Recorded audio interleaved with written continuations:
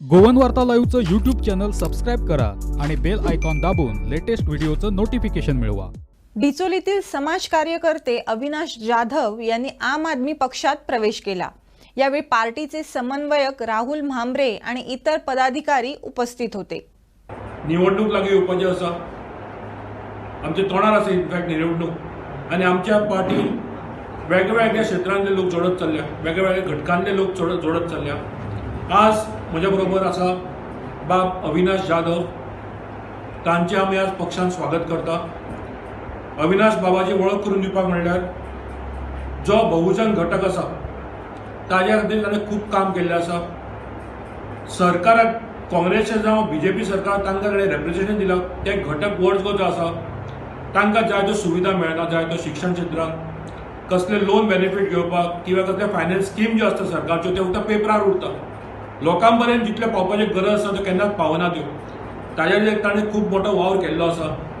तसोच वेवसायान तो पत्रकार जावन आसा, जर्नलिस्ट जाल्ले आसा आणि त्या व्यतिरिक्त एक लेखकूय आसा। ते मतदारसंघात आम्ही जोरदार काम करपाचे निश्चय केल्लो आसा।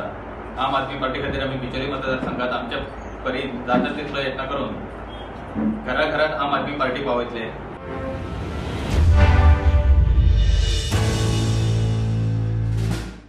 गोवन वार्ता लाईव्हचं यूट्यूब चॅनल सबस्क्राईब करा आणि बेल आयकॉन दाबून लेटेस्ट व्हिडिओचं नोटिफिकेशन मिळवा।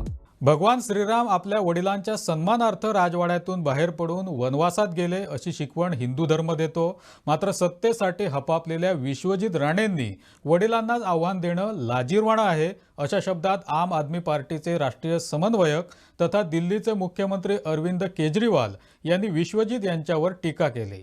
मंत्र्यांपासून ते सरकारी अधिकाऱ्यांपर्यंत सर्वजण घोटाळ्यांमध्ये गुंतलेले असतात। ही स्थिती बदलायला हवी आणि ती धमक गोव्याच्या जनतेत आहे, असं केजरीवाल म्हणाले। येत्या निवडणुकीत गोमंतकीयांना क्रांती घडवून आणावी लागेल, जनतेला प्रामाणिक सरकार निवडावं लागेल आणि ही भ्रष्ट व्यवस्था संपुष्टात आणावी लागेल, असं आवाहन अरविंद केजरीवाल यांनी केलं। भाजपा के मंत्री विश्वजीत राणे जी ने ऐलान किया है कि वो अपने पिताजी प्रताप राणे जी के खिलाफ चुनाव लड़ेंगे।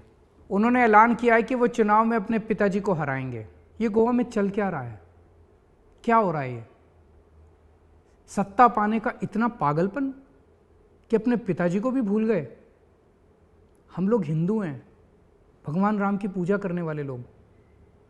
भगवान राम ने अपने पिता के कहने पे राजपाट छोड़ दिया, 14 साल वनवास चले गए। अपने आप को हिंदू कहने वाला भाजपा का ये मंत्री विश्वजीत राणे अपने पिताजी को चुनाव में हराएंगे ये। और ये कैसी सरकार है गोवा की? एक और मंत्री हैं जो सेक्स स्कैंडल में फंसे हुए हैं, उन्हें इस्तीफा देना पड़ा। एक मंत्री ने कोरोना में लोगों की मदद करने की बजाय वेंटिलेटर और ऑक्सीजन स्कैम कर रहे थे। एक मंत्री, उनके ऊपर पावर सेक्टर में स्कैम करने के आरोप हैं। एक और मंत्री हैं, उन पे लेबर स्कैम करने का आरोप है। एक मंत्री हैं जो हमारे बच्चों को नौकरी देने के लिए रिश्वत लेने का आरोप है उनके ऊपर। एक मंत्री ने तो कचरे को भी नहीं छोड़ा, उन पर कचरे का स्कैम करने का आरोप है। ऐसे लोग गोवा को विकास कर सकते हैं कभी? बिल्कुल नहीं करेंगे। ऐसे लोग केवल और केवल अपना घर भरेंगे। इस बार चुनाव में हमें केवल चेहरे और पार्टी नहीं बदलने, पूरा का पूरा सिस्टम बदलना है। ये चुनाव एक क्रांति होगा। इस बार सब कुछ बदलना है। ये सारे नेता, मंत्री, मुख्यमंत्री, ये सभी पुरानी पार्टियां, सब कुछ बदल दो। इस बार एक कट्टर ईमानदार सरकार बनानी है। अब गोवा में जनता का राज होगा, जनता राज करेगी, सत्ता सीधे जनता के हाथ में होगी। इस बार करप्ट आउट, ऑनेस्ट इन।